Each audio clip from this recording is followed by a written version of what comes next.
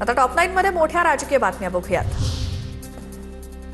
सकाळपासून मंत्री नरहरी झिरवाळ हे नॉट रिचेबल। मंत्रालयातील एसीबीच्या ट्रॅपमुळे झिरवाळ अडचणीमध्ये संबंध आढळल्यास राजीनामा देण्याचा खुलासा केला होता।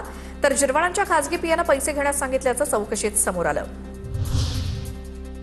नैतिकतेच्या आधारावर झिरवाळांनी राजीनामा दिला पाहिजे। मंत्रालयातील एसीबीच्या कारवाईवरनं राऊतांची मागणी। तर मुख्यमंत्र्यांच्या आदेशाशिवाय कारवाई होऊ शकत नाही, पण त्यामागे काय घडलं हे आम्हाला माहिती, संजय राऊतांचा दावा। मंत्र्यांचं कार्यालय सील होणं लाजिरवाणी गोष्ट। मंत्री झिरवाळांनी नैतिकतेच्या मुद्द्यावर राजीनामा दिला पाहिजे। मंत्रालय लाच प्रकरणावरनं राऊतांचा निशाणा। भाजपचे आमदार संजय केनेकरांच्या ऑफिसमध्ये पिस्तूल ठेवणारा तरुण पोलिसांच्या ताब्यात। रितेश होळकर असं तरुणाचं नाव। पोलिसांकडून तपास सुरू।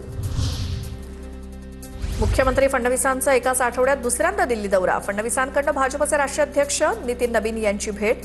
सदिच्छा भेट असल्याची फडणवीसांची माहिती। मनसे आणि ठाकरेंच्या शिवसेनेची युती घट्ट असल्याचं संजय राऊतांचं वक्तव्य। तर ठाकरे बंधूंच्या युतीमध्ये मिठाचा खडा पडणार नाही। मनसे आणि ठाकरेंच्या सेनेतील वादावर राऊतांची प्रतिक्रिया। भाजपला राष्ट्रपती राज्यपाल मुस्लिम चालतात, मात्र परभणीच्या महापौराला विरोध करणं हे भाजपचं ढोंग। सामनातनं टीका। आता राजकीय टॉप 9 न्यूज बघूयात। बीडच्या परळीतील महापशुधन एक्स्पोला मुख्यमंत्री फडणवीसांची भेट। मंत्री पंकजा मुंडेंसह धनंजय मुंडेंची उपस्थिती। माय आणि माती हे आमचे व्हॅलेंटाईन, मुख्यमंत्री फडणवीसांचं विधान। उपमुख्यमंत्री सुनेत्रा पवारांचा सहयोग सोसायटी जनता दरबार। अजितदादा देखील दर शनिवारी बारामतीत जनता दरबार घ्यायचे। नागरिकांची इथे मोठी गर्दी। दादांच्या निधनानंतर आता सुनेत्रा पवारांकडनं दादांची परंपरा कायम ठेवण्याचा प्रयत्न।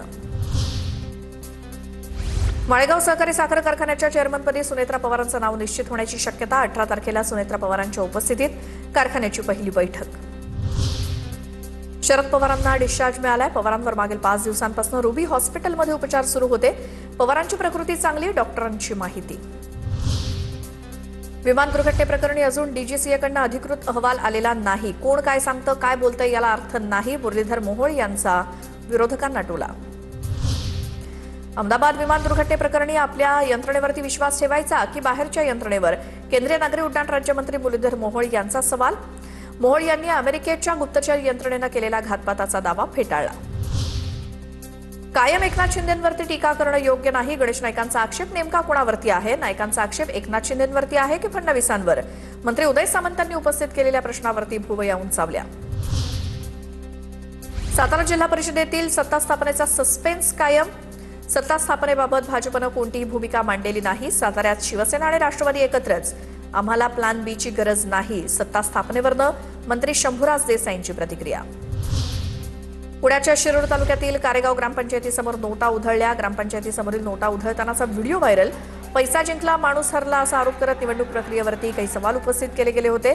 त्यानंतर या समोर आलेल्या व्हिडिओमुळे राजकीय वातावरण तापण्याची शक्यता।